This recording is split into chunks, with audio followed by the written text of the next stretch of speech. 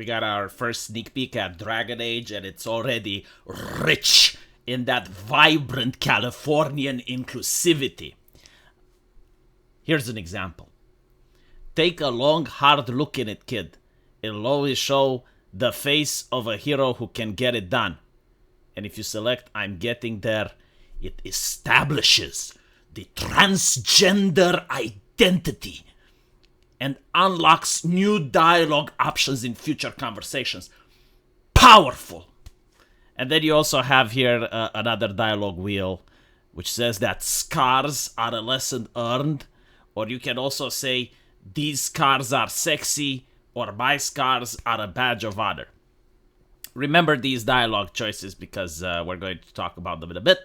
You have this picture here, which says non-binary. And I'm going to use they instead of she from now on. So dominance has been asserted. You position yourself at the table and you occupy that space, and now you dominate that space. This is supposed to be dark fantasy, by the way. It's up to your interpretation whether this dialogue creates a dark fantasy or not. But what I notice is that it doesn't create role-playing. At no point do you get to hurt someone's feelings, heaven forbid. You cannot do the dead naming, like the necromancy magic isn't available to you. You cannot bring the name from the dead. Like once it is dead, it stays buried. And you also can't be a dick to people. This is also what some people were saying. That there have been individuals that got an early copy of the game and they were analyzing it from a perspective without mentioning wokeness, because you're not allowed. It is forbidden. Like, this is the elephant in the room that no one is supposed to say, like, what is wokeness? How do you define? We don't know, right? So we don't bring it up. And there were individuals that were basically saying that they can't play as a renegade. You can't just tell a person, look, I don't give a fuck about your problems. The world is ending. I got something more important to do. That is removed, right? So the role-playing aspect isn't there. Again, this is just from the previews. From the people that got an early copy. We don't know how the actual game is going to be like. I expect it's going to be this. All the resources and all the effort seems to be placed in the Californian ideology, which has to spread around the world. I mean, you can't keep it in. It's too vibrant. It's too rich. It's too inclusive. Everyone should benefit from it. So we get to see it in our games. Constantly a reminder that California exists. My take on this is that this is one of the issues why I don't like woke games, right? Like, their efforts are being placed somewhere. It's like, look at the character creator. We got chest scars, we got pronouns, and look, the sliders barely work when it comes to ass and tits, but they work perfectly when it comes to big dicks, right? Like, you get penis slider, and that works. So that's where the effort is. Meanwhile, when it comes to like actual role-playing, like Baldur's Gate, where your decisions actually matter, and they make absolutely sure that you can role-play as an evil guy, or you can role-play as a hero, or you can, right? Like that's where the immersion is.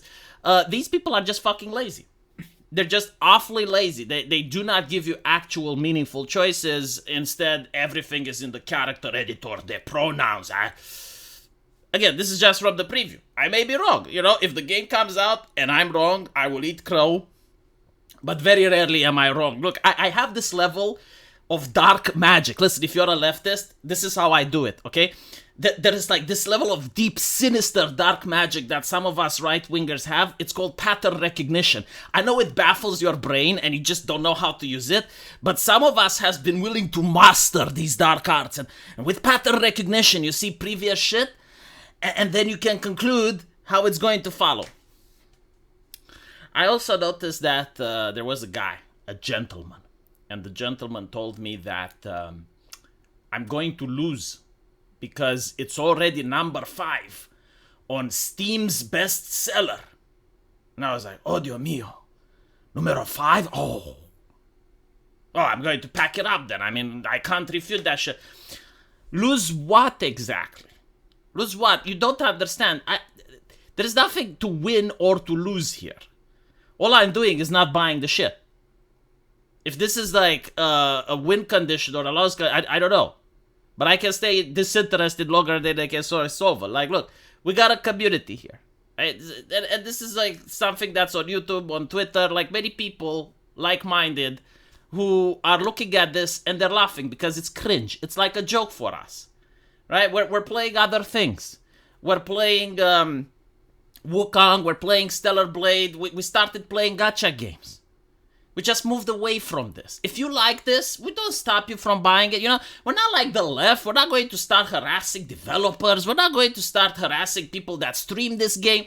I generally don't give a fuck. You know, if you like it, buy a deluxe edition, buy a t-shirt with this mademoiselle or whatever they are. You know, just do that and be happy. Why do you care if we don't like the game? Why do you care so much if we make fun of your product? It's just like so weird, because like, oh, you're just a vocal minority. But you don't seem to act like that. If we're just like, look, for instance, flat earthers. I don't give a fuck what they think. You don't see me going around on Twitter, going and correcting them and say, right? And like sometimes, sure, like if they literally go out of their way to appear into my Twitter bio, then maybe. But for me to actually spend my entire existence, because I saw like these people with very weird accounts, just like going around people making fun of the game just to interject themselves. It's so weird, you know? It's just like, if you generally think that this game will sell, and you generally think that this game is going to be a success, good. Buy it. I'm not stopping you. To me, this game has the best anti-piracy ever. It's better than Denuvo. I wouldn't even pirate it. I'm not even interested. Like, I'm not even going to stream it, chat. This is the level we're at. I have so little interest in this game. It's like, go touch grass. I am touching grass. I'm not touching this. Even with grass, even if I start smoking grass, I would not be able to enjoy this game. It's impossible for me, right? So no, I completely disinterested. But if you want to talk about winning, I mean, let's see what happened this year. Was Forspoken this year? I forgot. I think it was this year, right? Was it? Yeah, Forspoken. What else did we have? We had Suicide Squad. We had Concord. We had many flops. Dustborn. The one with the Indian lady. The one that played in The Witch. I don't even know the names of these games at this point. All of them flopped. Major flops. Meanwhile, we had Wukong, right? Like the chat game with no diversity, I was told by IGN. Oh, horrible. We had Stellar Blade. The Gunnar game. Gunnar. Oh, blah, blah. They did very well. I'm happy. I got two games. Some companies got the memo that maybe they have enough common sense and they figured out why didn't they sell. Well, what exactly did they fuck up? Well, why is it that those titles didn't sell? Maybe they're going to do a little bit of, heaven forbid, market analysis. They do some market analysis and they figure out why those games don't sell, and maybe they're going to try to do better games. Regarding Dragon Age, what I think, like, why isn't it doing well? Well, I think it's not doing very well. Why is it number 5? It's not numero dos, it's not numero tres, it's number 5. Number 5.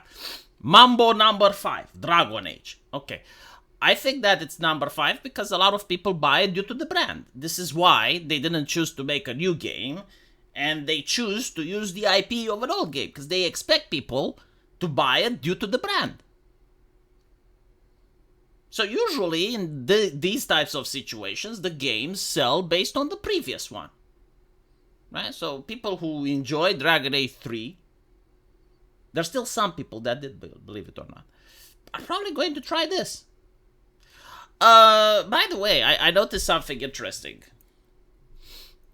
A game comes out and it's a critical acclaim. Did you notice that? Like people are cheering. Wow, best game ever. And then a sequel comes out, and the sequel isn't good. And people pointed out, yeah, the original was better. Nah, the sequel is kind of shit. And then a third title comes out, and it's worse than the sequel. And now people are saying, you know what, maybe the sequel in hindsight wasn't that bad. So the game journalist comes up, and it's like, well, see, you said you don't like the second one, but now you actually do, so in the end, people will like the third. That is a threat. They are threatening you. The game journalists in that moment, they're issuing a threat. They're basically saying that in the future there's going to be a fourth game that's going to be even shittier than the third one. So you're going to start liking the third based on how shit the fourth one is. So maybe this is what's going to happen with this one, right? Like, as bad as it is, the best minds of California are working on something even more shittier, even worse. And they're going to probably show us their peace la resistance, and then you're going to look at this game and it's going to be, man, I really miss sitting at the table with that they them Kunari. By the way, no, seriously, like think about it. In the beginning, they were saying that it's rape culture if you see a sexy female character, and the reason that really upset me is the ideology behind. Like, what do you mean? Like you're basically treating me like some sort of animal. Like I cannot look at the beautiful female character that's fictional without chimping out. Like, what are you saying, right? So this is what upset me, and I was like, it's so ridiculous, such a dumb ideology, but people believed it, right? People believe the ideology. Okay. And then they started dressing up all the female characters. They removed the boof babes. But at least the female characters still looked feminine, right? And then they started masculinizing them. It's like now all the women have short hair. Some of the women have like scars. And some of the women, they're still beautiful, but like they still have breasts and stuff, but like some of them aren't even romantically interested. Like they did this in Dragon Age 3. Like you have Liliana, but you can't romance her anymore, and you have Morrigan, but you can't romance her anymore. At least they look like women, right? Now you have men in wigs in most video games. Now, I'm not talking about Dragon Age in particular, but like, you know how female characters are. And you're like, you know what, I kind of miss the women that were dressed up, but at least they look like women. At least they had like chest, not scars. I'm just saying, you know.